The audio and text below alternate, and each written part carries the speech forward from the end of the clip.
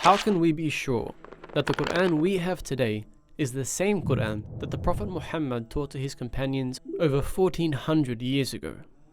This question is central to the legitimacy of the religion of Islam, and to answer it, we need to know how the Quran was given to the Prophet, preserved by his companions, and then distributed around the Muslim world. This is the story of language, history, and the commitment of an entire civilization to preserving the words of God. According to the Muslim understanding, the Quran was revealed to the Prophet Muhammad over 23 years, from the age of 40 to his death at the age of 63. Over those 23 years, he received the revelation from God in a number of ways.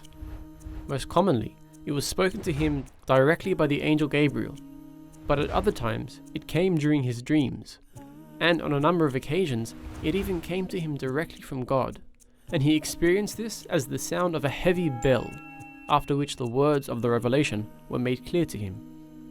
Throughout those 23 years, the Prophet endeavored to share the revelation with those around him as soon as it came. He did this verbally, as he couldn't read or write, but he strongly encouraged others around him to write down the revelation, as well as memorize it. This was the basis of how Muslims believed the Quran became preserved, not purely through written or oral means, but with both strengthening the other. The companions around him constantly strove to memorize these verses, with many eventually memorizing the entire book, and they simultaneously wrote them down on whatever materials they had around them, from parchment to bone to wood and stone.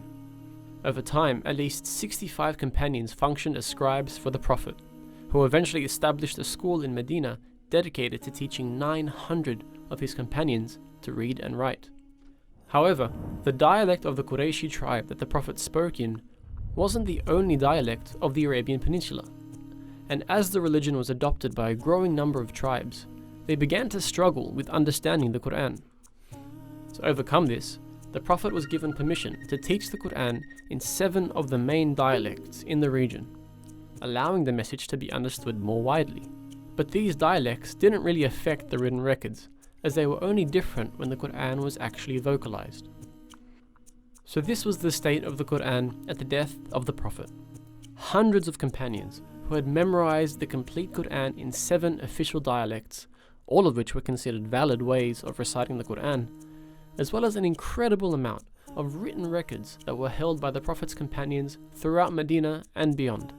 The placing of each verse within each chapter had been established by the Prophet before he died, but because each chapter functions as an independent unit, the companions had different ways of ordering the chapters themselves within the book as a whole.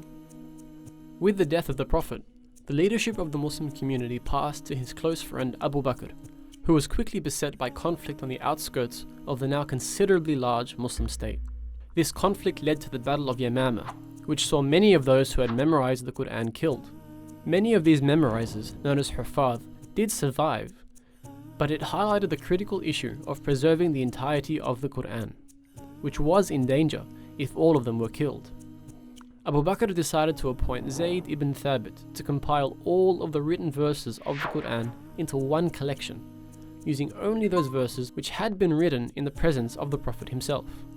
These manuscripts would then be verified by those who had memorized the entire Quran at the hands of the Prophet.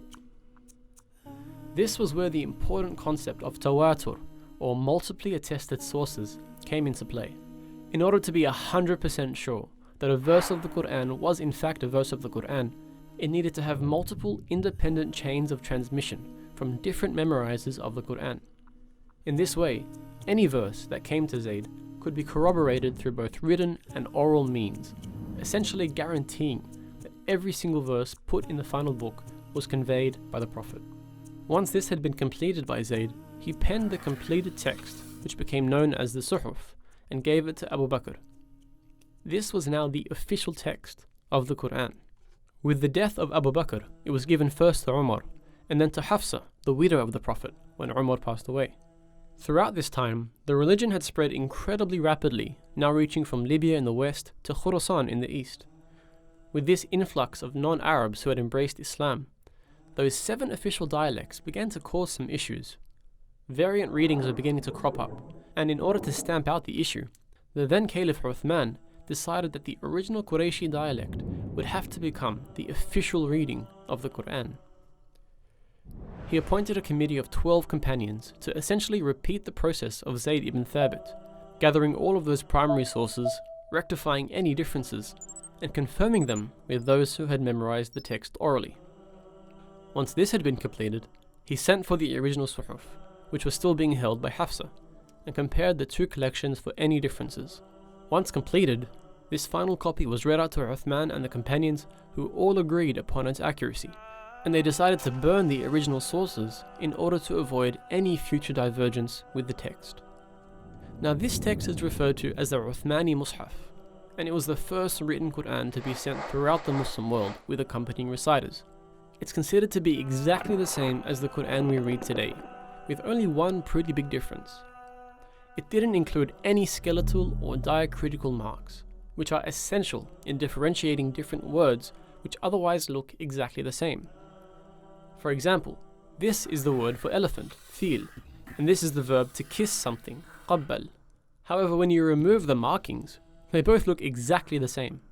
This was how the Mus'haf was written. Now, whilst these diacritical marks weren't invented until 30 years after the death of Uthman, these markings, what are called skeletal dots, were known to the Arabs at the time of Uthman. But he must have intentionally decided not to include them in his original Mus'haf. Now, whilst we don't really know why, one possible reason is that he wanted to ensure that the Quran would always be taught and preserved through both written and oral methods. And that's where those official reciters who were sent out with copies of the Mus'haf came into play. Without these official teachers guiding them, students who studied the Quran wouldn't actually be able to read the text.